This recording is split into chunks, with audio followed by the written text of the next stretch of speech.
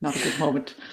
Hello, everyone, and welcome to the Alliance of Independent Authors Advanced Self-Publishing Salon with me, Joanna Penn, and Orna Ross. Hi, Orna. Hi, Joanna, and hello, everyone. Here we are again. Yes, and we are almost, or November, we're almost towards the end of the year. So I hope you are doing whatever you need to do before the year is out. We're certainly busy. We'll talk about that in a minute. Well, today's topic, we are talking about new opportunities and technologies for authors, and we will be focusing today on NFTs, which we will explain more in a minute. But before then, we'd like to do a bit of an update. So, Orna, what's going on with Ally?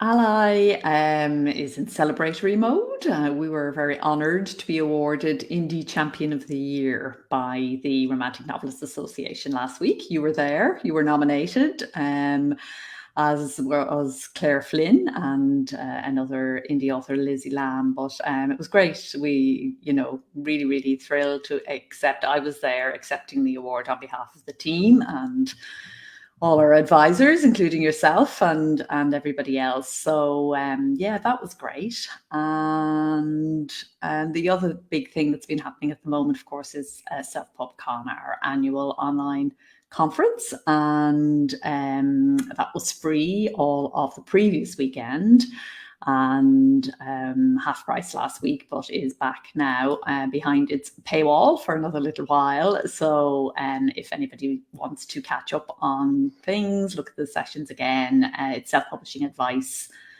conference.com. You'll find it all there, and we'll need an all access pass, which gives access not just to the conference that's just completed, but actually every conference we've done since we started, and indeed, if you buy a lifetime pass, all the conferences to come. So Fantastic. That's been us. How are you? Yes, what I have am. you been doing?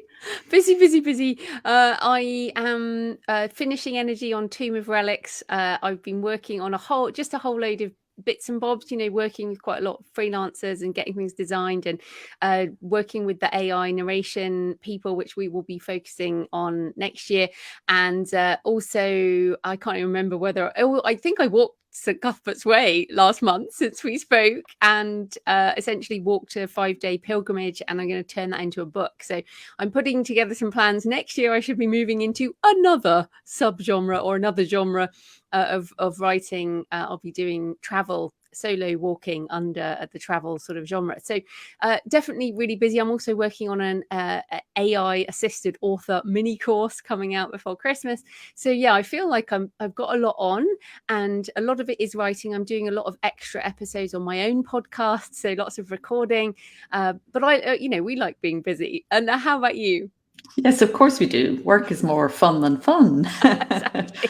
Also busy upgrading my website, which is really doesn't sound like a big deal, but whenever you're upgrading a website, it actually lots of questions come to the fore, and it's really a complete reorganization of my work actually, and how I have been kind of presenting everything on the fiction and poetry side. So it's been enjoyable up to now, and now I always have trouble with the fiddly finishy bits. I love the big vision stuff, and always when it gets into the detail, but we're at the end. It was supposed to launch actually today, I think. Won't be ready for another day or two, but yeah, it's one of the things I'm doing is what we've talked about a lot before, is putting patrons and community central. So I'm really, really excited more about getting it out there than anything else. And yes, a new approach to fiction and everything else, but I'll talk about that next month when actually things are in place. But yeah, it's full on. It always is. I think of this time of the year as the busy season every year. It always seems to be, because of course everybody's winding up as well for the Black Friday, Thanksgiving, Christmas, the holiday season sales, promotions, everything. So it's all go, but it's all good. It is all good, and I think this year I redid the creative pen and reorganized that and redid the theme, and that was a lot of work. Did a lot of SEO work. Next year I'm also going to do my fiction brand J.F.Penn and really like redo the website, and also really think about my positioning and put selling direct up front and all of those things. And again, just to remind people, you know, both of us have been doing this over a decade, and that means that you have to update things. Things change and you have to keep doing it, otherwise all your stuff stagnates and disappears. And it is these things come up, and they're kind of overheads of a business, and it's inevitable. Absolutely. And there's never a good time to do it. But I think it comes to the point where it feels so icky and it so doesn't represent you anymore that you have to kind of do it. So that's the way it was for me anyway. It's not something I would voluntarily have chosen to do, but I'm really delighted to have it done. Excellent. Well, yeah, we'll talk about that. I think next year we're going to talk a lot more about branding. But talking of things changing, today we are talking about NFTs and blockchain for authors, because 2021 has seen an acceleration in technological tools, lots of them. In fact, you know, I briefly mentioned AI. We talked about an audio narration by AI as well. And so there are lots of things going on, but today we just want to focus on NFTs and blockchain for authors, because we feel like it's a big enough topic, and it is all over the blogosphere at the moment in the author space. It's really, and it's been around for at least, like 2021 has been the year of NFTs, and musicians are on it, artists are on it. And as creative entrepreneurs, we need to be aware of this. So I want to start, and we're going to get into some definitions. But Orna, first up, I want to wind the clock back to 2017, when Ally started to talk about blockchain for authors and actually released a white paper on it. And you had a session at London Book Fair. There was a flurry of excitement about blockchain for authors. Then it all went quiet. So as the less techie one of the pair of us, you saw this first, for which I am crediting you. Wow. So yeah, I know, but you know, you saw this several years ago. So what inspired you about the potential of blockchain technology for authors? And then why did everything go so quiet? Yeah, so what was inspiring to me, and I'm not techie, but I am very interested in what technology can facilitate. And I could see that blockchain was almost like the pinnacle in something that we had been talking about since we started in Ally, which was the fact that if you're an author, you can write what you like, and that's absolutely fine. But if you're an indie author, you're also a publisher, and you need to think about business. You are essentially in business. And when you look at how publishing was structured, it was impossible for an author to be in business, because A, you licensed your rights, and so you didn't have that very important part of the puzzle, but also the transaction chain was just crazy. So, and I say was, this, of course, all of these things, we've got the super advanced stuff that we're kind of going to touch off today, the things that are already happening, and then what happened in the last century is still happening in the book space. So all of these things are I'm saying was, but it isn't past tense. This is still how maybe the majority, but certainly an awful lot of authors still get paid last in the transaction chain. So a customer goes into a bookstore, the bookstore gets paid, the distributor gets paid, the agent gets paid, the publisher gets paid, the wholesaler gets paid, last and least the author gets paid. So what self-publishing did was it made it possible for authors to get paid first. Now, we don't get paid first in the sense that if we only use Amazon, or if we don't sell direct on our own websites, if we don't have something that we sell ourselves to our customers, we don't get paid first. But a lot of authors are switching over, and they're beginning to, even if they are using the old model, they've moved to the new model for some of their books or some other products or whatever. So for me, blockchain, when I heard about what it could do, what was so interesting to me was that it could split the transaction at the point of sale. So that in the very moment that you get sold, that the product is sold, the book is sold, everybody gets paid all at once. Or the author, alternatively, is driving it, is at the head of the thing instead of at the tail. So that was enough to get me interested, and we did a big exploration then. And it's funny because we were looking now at updating this white paper that we did in 2017, but an update isn't even possible. Things have changed so radically, because a lot of what we were concerned to do at that time was set context, help people to understand even the concept that authors were in business was something that we kind of felt at that time people need to be hit over the head with. Sometimes still, absolutely, sometimes still. So there was a lot of contextualizing and stuff going on in that white paper. So I think the reason it went quiet was there wasn't enough practical stuff going on. So we talked about what was possible. We talked about its potential. We mentioned some services that were springing up at that time. Interesting, most of them are not at the forefront of the space now. But, we did what we could. And then I think it was just that bit ahead of its time. It was still in the conceptual phase, even though a lot of people were working on it. And now I think that's changed. Now we can almost, I think, it won't be too long before we're actually seeing lots and lots of authors jump in here. Yeah, absolutely. And I definitely got excited about blockchain stuff like last year.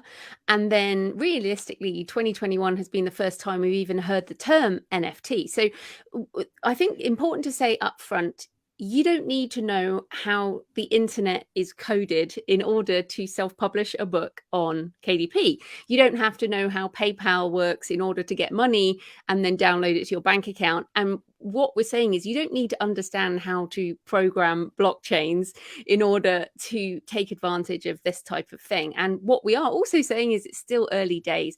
So this is kind of an awareness session for you if you haven't heard these terms before.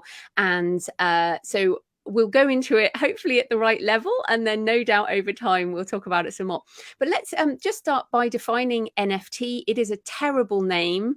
It's an acronym. It means non-fungible token. But I was talking with some people about it, and I was like, are we really going to call this an NFT book, or what is it going to be? And what I like is this idea of a digital original or a digital special edition. When it comes to what authors, us, what we will do, it will be a digital special edition. And why this is so important and why I'm so excited is a couple of years ago, and you and I have private conversations before we share them in public, and I was like, oh my goodness, I am really worried about indie authors because I see that the value of digital is trending towards zero with the unlimited subscription model. And I'm very worried that our primary means of making money is going to disappear. And now we've got the answer. I really seriously, I think this is maybe one of the answers, but it's a big answer, which is digital scarcity. And we understand that with the principles of buying and selling, having scarcity means something is more valuable. So, and then the other amazing thing about NFTs, digital originals, is the ability to resale this. So think of it as a digital asset. And if Orna buys my NFT project that I put out, Orna buys it, and then Orna can resell it, and I get a percentage royalty on resale. This has never happened before. And to me, it is ridiculously exciting because I make money as the transaction goes down the chain for presumably the life of copyright, which is 70 years after I die. And because smart contracts can be essentially set up with beneficiaries, you could potentially, I'm way ahead of us now, but you could potentially put in your heirs and successors, you could put in the charities. So many authors ask us, don't they? I want to give a percentage to charity. And we're like, oh, it's quite difficult right now. But this could mean you could do that easily. So those are some of the things I'm excited about. What about you? Yeah, and I just want to say that all of those are possible because of blockchain. It wouldn't be possible to make that happen without blockchain technology, and that's why blockchain is exciting. And I think it's also important, really important to say that when it comes to digital scarcity and or what you're going to put into your digital special edition, it's really important that we value ourselves. And I think, you know, in the indie author community, there has been, we needed a way to differentiate ourselves from traditional publishing and give ourselves an advantage. And very often the advantage we've used in the community has been the price advantage. We are more nimble, doesn't cost us as much to make books. And so we've priced lower than traditional. And that has advantages, certainly. And in particular genre, like romance and certain genre, it's really important. But it also has downside. And this is an opportunity for us, as you rightly said, to redress that balance. But we won't do that unless we value ourselves as authors. And I think books should never have been priced as low as they were. And that happened just because of there being a lot of competition in the market. A book is not really fairly priced for the amount of work that goes into it. And I'm talking about, you know, full-on books. Even like $15 for a paperback. That is still, it could be someone's work for years and years. I mean, I completely agree with you. Exactly. So this is an opportunity, not just for us to think about the technology and everything, but to think about the value of our product and what we're bringing, and the community that we've built up around us, who, you know, the people who are already buying our books. This stuff, like everything we talk about here on the Advanced Salon, this stuff is, the more work you have done, the more books you have, the more readers you have, the more of a following you have, the more relevant this stuff is for you. And I think, you know, NFTs will come into their own for those authors who have done the work of building up direct followers, fans, super fans, some of the things that we've been talking about. You know, the 1,000 true fans concept comes into its own here with NFTs, because you can really, there are lots of our followers who want something more than just the book. And it's been very difficult to be able to deliver that, because you got in, you know, with physical products, as writers, and publishers, we just don't have the time for all of that. But digital makes it possible for it to go to scale. Yeah, absolutely. So what is an NFT? Yes, that's the definition, a non-fungible token. But what does that actually mean? Because most of us now in the indie community, we're used to formatting an EPUB, for example, or paying someone to format an EPUB. We upload it and that's what someone gets on their device. Okay, but with an NFT, I want people to think about, I'm calling it like a digital box, like a box or a container, and then you can put in it whatever you want. So there are artists right now using it for visual art, and the most common things people are seeing are these sort of JPEGs of characters and avatars, which is one specific use case. That is not NFTs, that is one use case. Then there are musicians, for example, who are doing collectible editions, albums, songs, tickets to live events, merchandise. There are tokens that can be used to get a physical object. They are access to communities, and so that you can get into a particular forum, or you could have a consulting session with an author. So it can be the book plus a load of other things. So I'll talk about what I'm going to do. So I'm going to, hopefully in the next month or so, couple of months, let's say, in the next 3 months, I will intend to do an NFT for Tomb of Relics, which is my next novel. And the NFT, the container, will have I'm probably going to have 3, because I want to price them at a decent amount of money. And this is the first book that I have used pseudo-write, which is an AI tool built on GPT-3, which we've talked about separately. This is the first time I'm using this new method of creation. And so it marks this moment in my life as a creative where I'm starting to use different tools. And there'll be a video of me actually writing. So you actually see the screen and you see my face as I type, you see the words arrive. And so that will be, and there'll also be a photo of my hand edits. You know, I edit by hand on a manuscript. So it will be one of 3, 2 of 3, 3 of 3. And those NFTs, each one is totally original. And hopefully they will sell, although it's a very small market.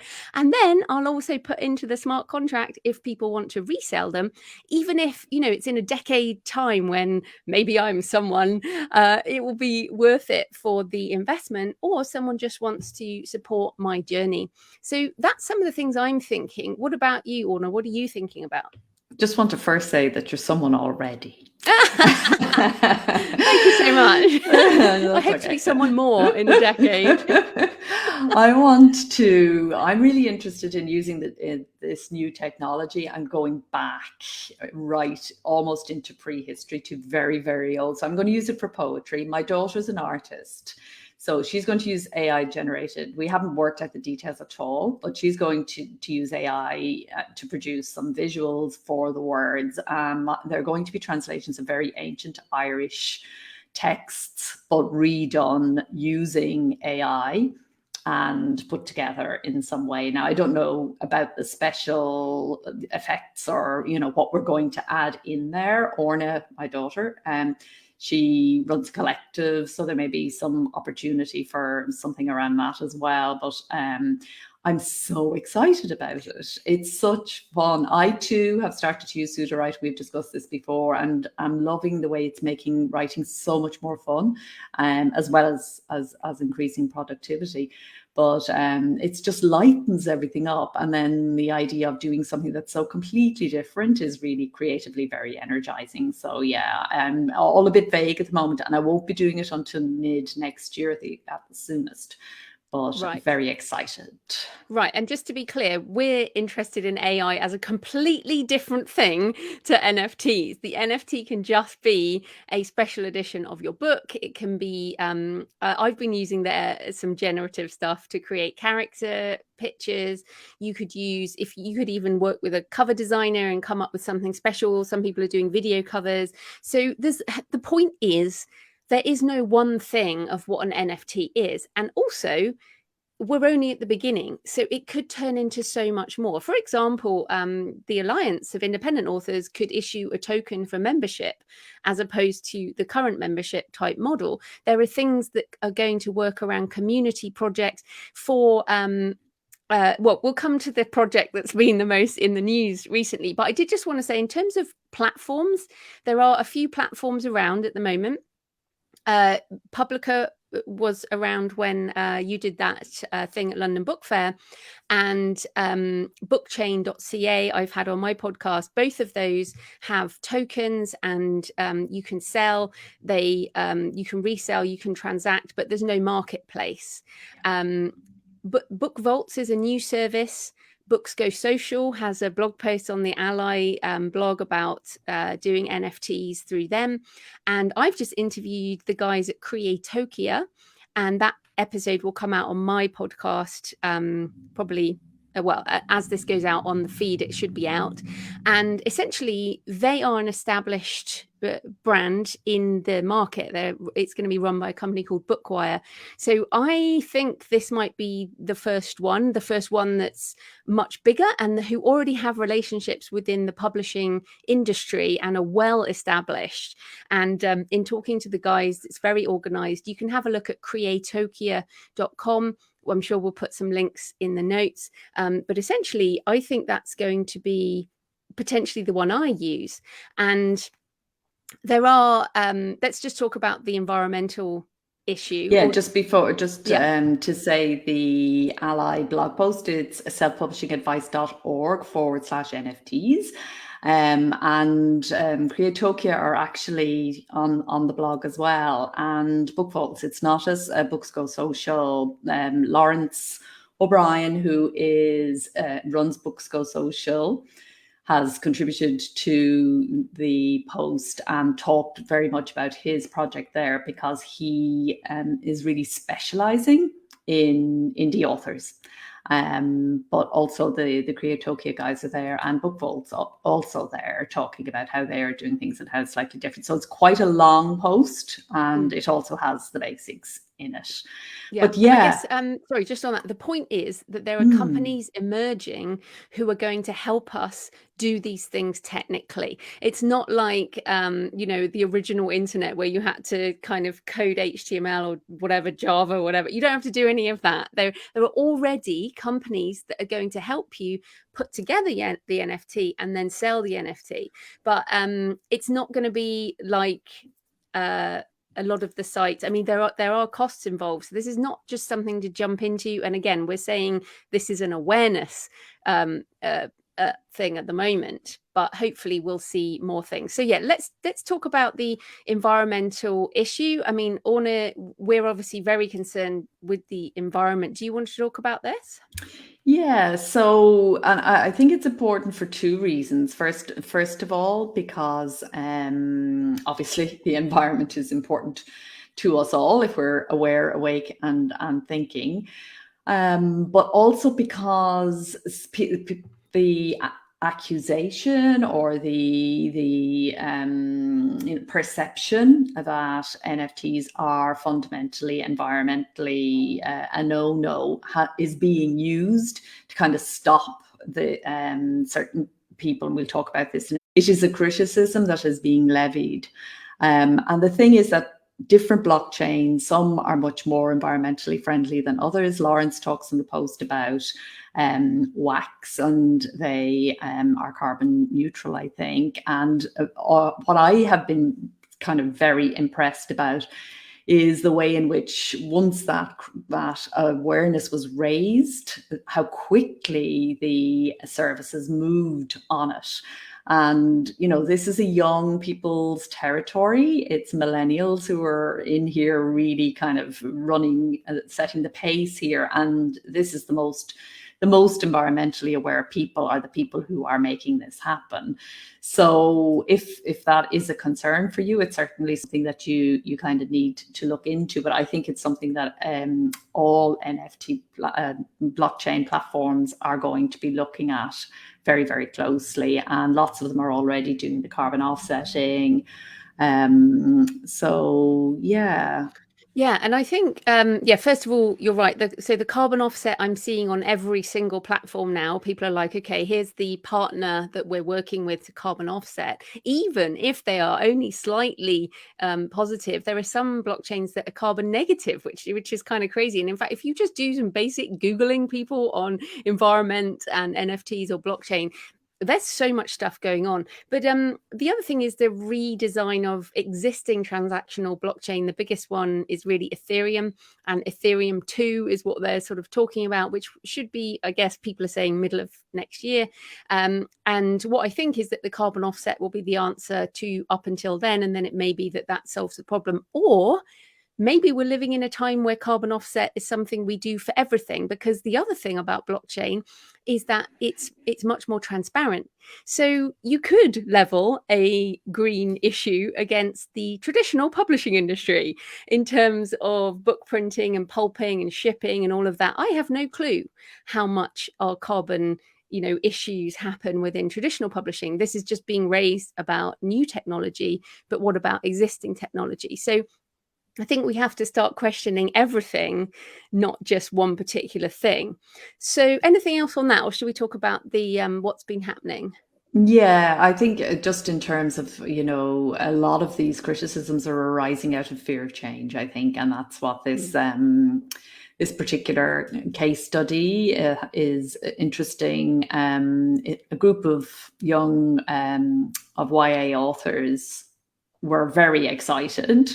A short while ago, they were setting up a writing NFT project called Realms of Ruin. They put it out there, and they got absolutely hammered. People just brought up all sorts of things, and the environmental implications was part of it.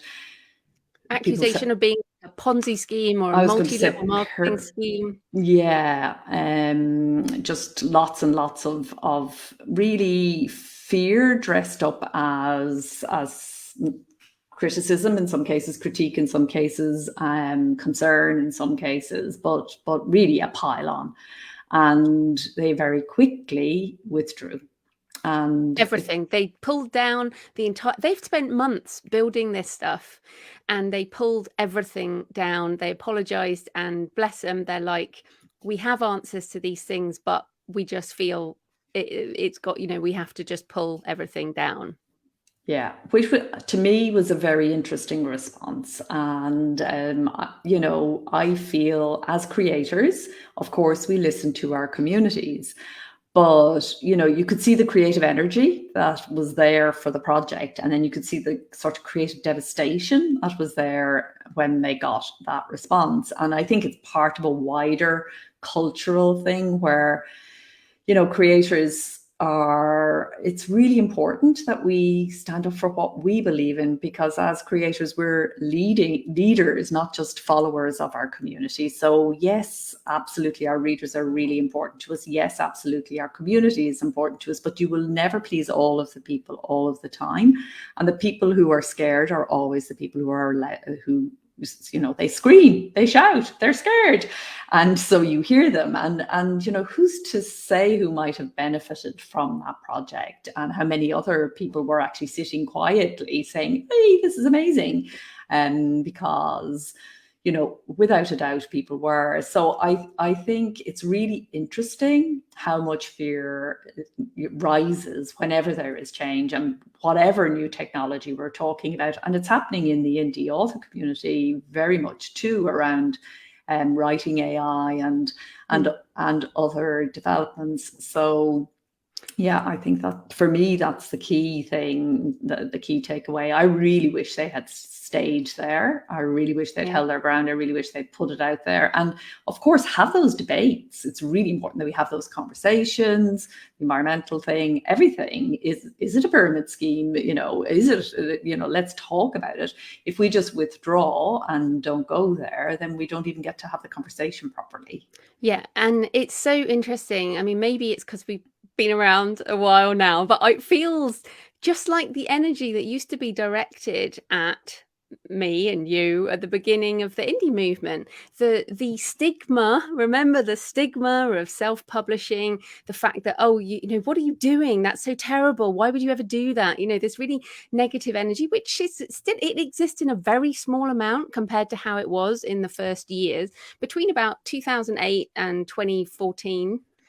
That it was difficult. It was hard to go out there. I had a number of times where it was really, really, if I was the type to get upset and run away, I would have got upset and run away. But now it's indie champions, and it's prizes, and it's a good thing. So and more than that, it's a full-time income for so many people. And I guess I've been talking about this a while on my podcast, and I've had a few comments, and I have, some people are sort of, oh no, not you too, you're jumping in on XXX and whatever. And I would hopefully that people listening in our community know how long we've been doing this, and that we're not hypey people. We're actually kind of creatively curious, but also we're entrepreneurs. And so I feel like I haven't had this form of excitement since the beginning of indie, since like, oh my goodness, I can do this and that and the other. And this to me is the technology of the next decade, the next 15 years. This is, as you what are you calling it now? Self-publishing 4.0. Yes, it is self-publishing 4.0. I mean, yeah, absolutely. 1 was desktop publishing, 2 was ebooks, 3 was authors in business and taking the lead, not just going with one service or one trade publisher. And 4, and selling direct and all those things that we've been talking about. And now 4 is all of these very new, different types of technologies, which allow us to do very different things that you can't do with a simple ebook, or you certainly can't do with a simple print book. Yes. And at the heart, of course, is the rights, because that was something else that happened, wasn't it? In this, you could see the rights issue rearing its head in this controversy as well. Yes. Yeah. That? So this concerns me because NFTs, like we talked about, it can be an EPUB, or it could be an audiobook, or it could be a bundle of them, or whatever. Now, if you've signed a contract licensing your rights to ebooks and or audiobooks, and or if you're older in traditional publishing, you might have signed digital rights away on a contract. And I found evidence from 2008 that was the contract addendum that was going around. Just sign over your digital rights. They don't really mean anything. And that means, presumably, you can't do NFTs. Now, there was an agent who kind of jumped in on all this YA author stuff going, oh, don't make me go down that route. Don't make me have to do that. And I was reading it going, how can you think that way? If you think about resale of digital original assets, that's money that I think the publishing industry is going to be very interested in. And so for me, it's very important that we are more cognizant than ever of what rights we are licensing and for what term, because we might miss out on opportunities to create value for ourselves, for our community, and to do these things like smart contracts. And again, this wasn't even really around last year. So what will come in the next few years? For example, I published my first ebook in 2009, and I did my first audiobook in 2014, I think. So that's 5 years. So right now, as we record this in 2021, what's going to come up in 2026? I don't know yet, but people tend to think that we're at this static point, that this is it. But this is not it. This is just one point on the journey, and this is the next step. So yeah, what do you think about the rights side? Yeah, I think you've described it really, really well. The main thing is that we are really, it's always been our advice to, limit the territory, limit the term, but limit the format, only sell a format. And I think the best example of this is J.K. Rowling. She, back in those days that you're talking about, when publishers were sneaking this digital rights thing in, because publishers always know, go for as wide as possible, for as long as possible, take as many rights as you can. Every rights buyer will always be trying to maximize the range and the width of what's there. Some of them will just be rights grabbing as much as they can. And there's the reason for that. There is a reason they do that. And particularly in this space, because you don't know what's going to emerge. She was savvy enough to not go for that. She held on to her digital rights to Harry Potter. And if she hadn't, there would be no Pottermore, 25 billion that she wouldn't have. $25 billion company built off the back of those digital rights. Exactly. So it's really, really, really important to think about that and to recognize this fundamental. I think authors don't understand how important their rights are. And this isn't about NFTs. This is about everything. We see it with audiobooks a lot. I hear a lot. I just hate this sentence, well, I wasn't going to do anything with audio anyway, so I might as well have sold it to one of these audiobook publishers that gives you a couple of grand up front and the rights are gone for 10 years. Well, okay, maybe you're not going to do anything with audio, but maybe in 2 years' time you might. So really thinking very, very carefully and understanding the value that's embedded. A lot of authors saying, I'm not making enough money, but they're not thinking about all the different formats that their books can be. And when you look, you see that they only do an ebook or they only do a print book.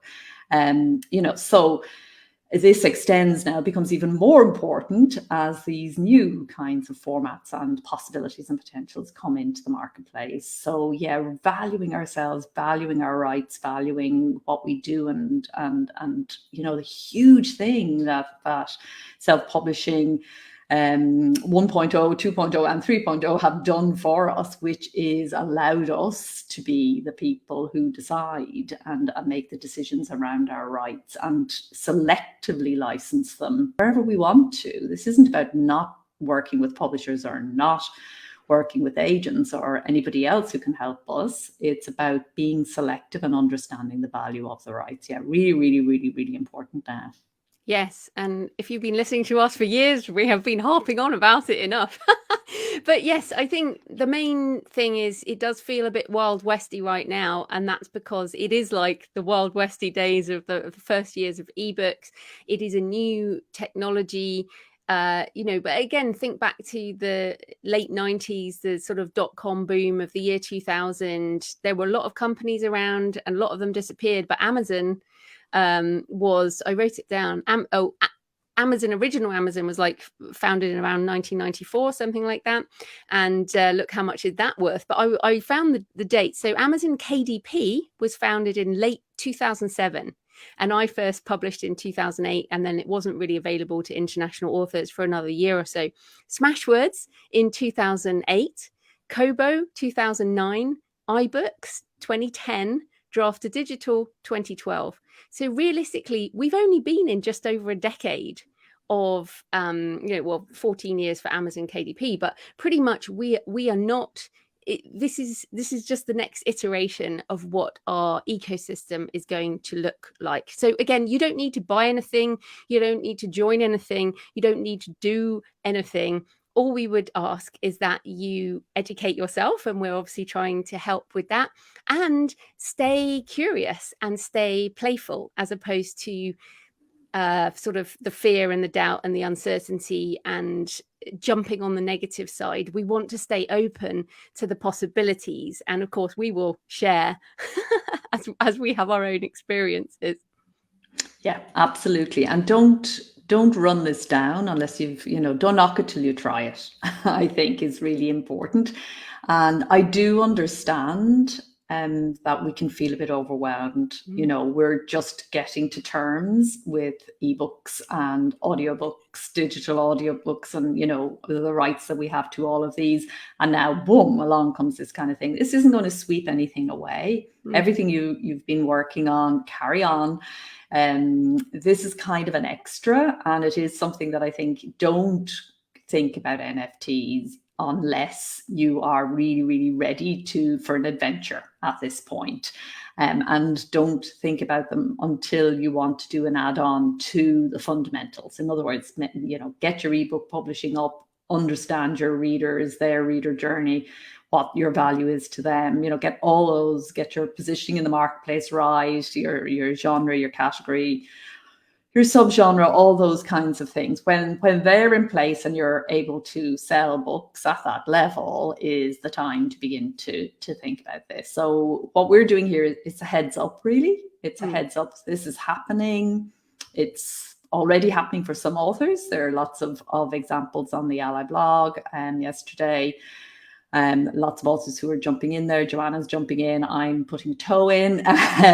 People are already doing it, but also it's something that's going to come, and it's more about blockchain, I think, than anything else. It's about understanding what blockchain can do. I'm quite sure that NFTs is only the start. We'll be hearing lots of funny acronyms and weird words in the next number of years that we'll have to get used to, because blockchain technology is a game changer, and that's going to bring out people's innovation and creativity. And so, yeah, keep an eye, watch the space, and we'll bring it to you if we think it's worth your time and attention, and we do think NFTs are. Indeed. And I have lots more interviews also on my podcast, the Creative Penn podcast, and check out the one with Creatokia, which is coming on the 5th of November 2021. Okay. And if I could, before we go, just give a plug to your book. I think it's a really good place for people to start, because you look at all these emerging technologies. So can you just give them the name of the long title again? I can never remember it off the It's a top of my really long head. one. It's called like Artificial Intelligence, Blockchain, and something else. Technologies. Yeah, Joanna Penn. Yes, is what you need to remember. Joanna Penn. Or thecreativepenn.com/books, and it's there. And yeah, that was kind of a positioning thing for last year. And I feel like things are moving so quickly, but we're trying to stay up. And as Orna said, this is an and thing. This is not a replacement thing. This is I'd be doing ebooks, paperback, hardback, large print, audio, and an NFT. It's kind of crazy, but hey, we got to have some fun. So we are almost out of time. Is there anything you want to share about the coming month, Orna? Not really, except to say to everybody, you know, it is the most important season of the year for selling books. You will sell most of your books in the next 2 months. So, you know, to gear up for that, we have with Black Friday approaching, we have some fantastic sale offers coming up. So keep an eye on the blog for that, and services and products and things that you will be delighted to use from our partner members. So yeah, keep an eye on selfpublishingadvice.org for those, because that's always a very popular feature at this time of the year. Fantastic. All right. So next month, the beginning of December, we are going to talk about planning for 2022. We're going to be looking ahead and talking a bit about what we're planning to do. And then in January, we're going to look at AI narration for audiobooks, which we were going to cover today, but we decided there was way too much to talk about. So we're going to do that later. We are both going into AI narration as well. So we'll talk about that then. But yes, planning for 2022 will be next month's Advanced Salon. Right. Anything else, Orna? No, looking forward to that. Until then, everybody, happy writing and happy publishing. Bye. Bye.